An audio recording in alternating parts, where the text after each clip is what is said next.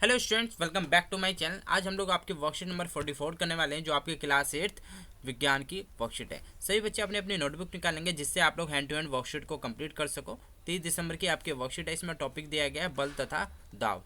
ठीक है, देखिए हमने सीखा कि किसी वस्तु पर एक ही दिशा में,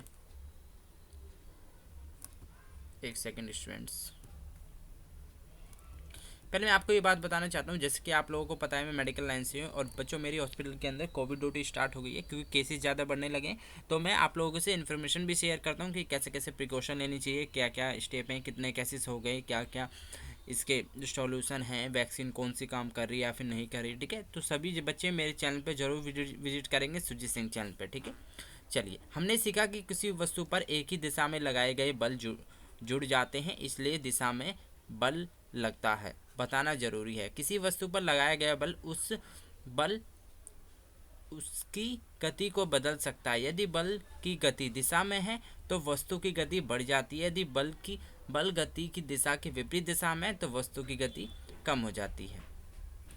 उदाहरण के लिए एक कीपर गोल बचाने के लिए गेंद की तरफ कूदता है या उछालता है, तो उसके द्वारा लगाया गया बल गेंद को रोक सकता है। यदि उसकी दिशा बदल सकता है तो गोल होने से बच सकता है। दूसरी ओर एक टायर तेजी से चलाने के लिए इसे बार बार गति की दिशा में धक्का देना पड़ेगा, जैसे ये दिखाया गया। ठीक है, जिसका अर्थ है बल को किसी वस्तु की दिशा लगाने पर उसकी गति बढ़ जाती है।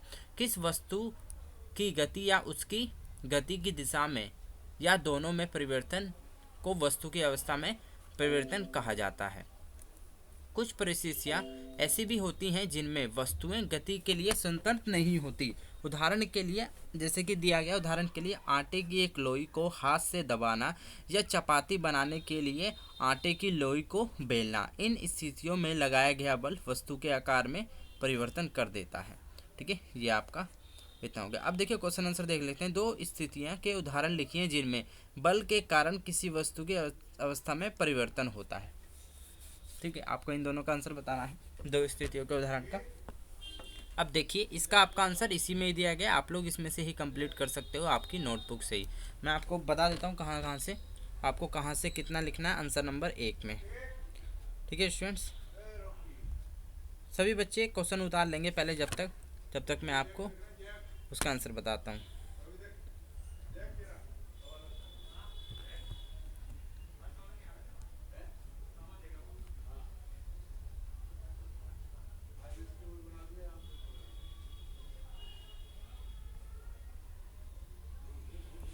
ठीक है, होपफुली सभी बच्चों ने क्वेश्चन उतार लिया होगा। अब देखिए मैं इसका आपको आंसर बता देता हूँ। इसमें आपको 2 पॉइंट लिखने हैं।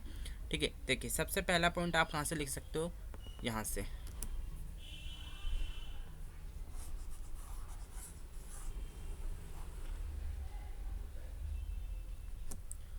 देखिए आप लिखोगे कीपर गोल से लेकर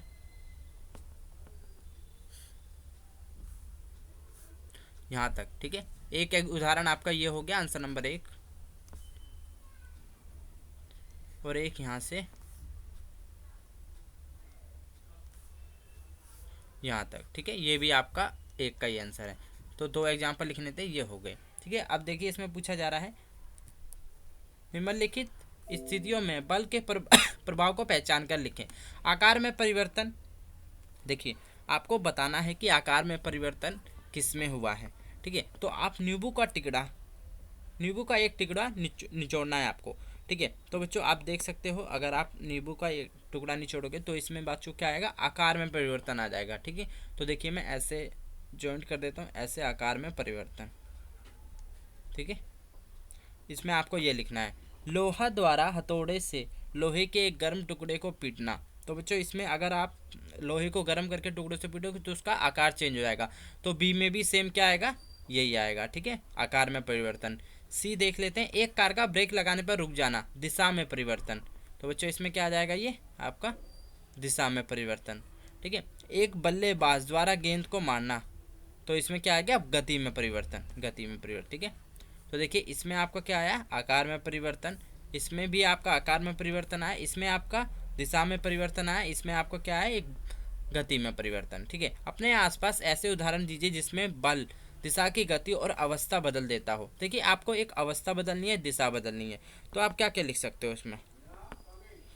तो एक तो आप ये लिख सकते हो लोहे द्वारा, ठीक है। अब मैं ये रफ कर देता हूँ ऊपर का सारा, क्योंकि आपको मुझे नया बताना है। देखिए, लोहार द्वारा हथौड़े से लोहे के गर्म टुकड़े को पीटना, तो ये आपका क्या आ जाएगा, अवस्था।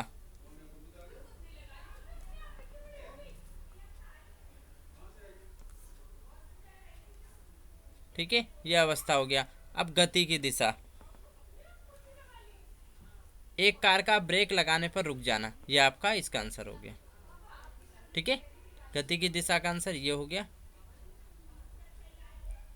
या आप इसका आंसर बच्चों ये भी लिख सकते हो, ठीक है, जस्ट ऊपर वाला ये आपका गति की दिशा का आंसर हो गया, अवस्था का ये हो गया। ठीक है, अब लास्ट पूछे क्या होगा यदि लगाया गया बल किसी वस्तु की दिशा के विपरीत दिशा में हो।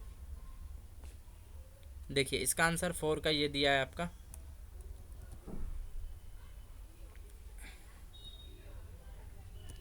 देखो यहाँ से लिखना है आपको, ठीक है, आंसर नंबर 4। यदि बल गति की दिशा में है तो वस्तु की गति बढ़ जाती है। ठीक है, यदि बल गति की दिशा में तो विपरीत दिशा में तो वस्तु की गति कम हो जाती है। यहाँ से लेके यहाँ तक लिख लो, आंसर नंबर 4। तो बच्चों आपकी पूरी वर्कशीट कंप्लीट होती है। और देखिए अभी मैं एक लेटेस्ट वीडियो डालने वाला हूँ सुजीत सिंह वाले चैनल पे, तो सभी बच्चे जरूर उस पर विजिट करेंगे। और जैसे ही आप विजिट करोगे बच्चों आपको पता लग जाएगा कि मैंने आपको क्यों विजिट करने को बोला है। ठीक है स्टूडेंट, क्योंकि मैं आपको ये बताना चाहता हूँ कि उसमें अब जो मैं वीडियो अपलोड करूँगा, ठीक है, उसमें आपको बताना है कि मैंने आपको उसके अंदर क्या बताया है, मतलब कितने केसेस बताएं, कितने केस हो गए हैं। ठीक है, तो सभी बच्चों को उसका आंसर देना है। एक वीडियो अपलोड होगी नहीं, ठीक है, तो इस कमेंट के नीचे देना, और वो बच्चा वही दे पाएगा जो उस वीडियो को पूरी देखेगा। मिलते हैं नेक्स्ट वीडियो में, till then bye, be safe, stay healthy, जय हिंद, जय भारत।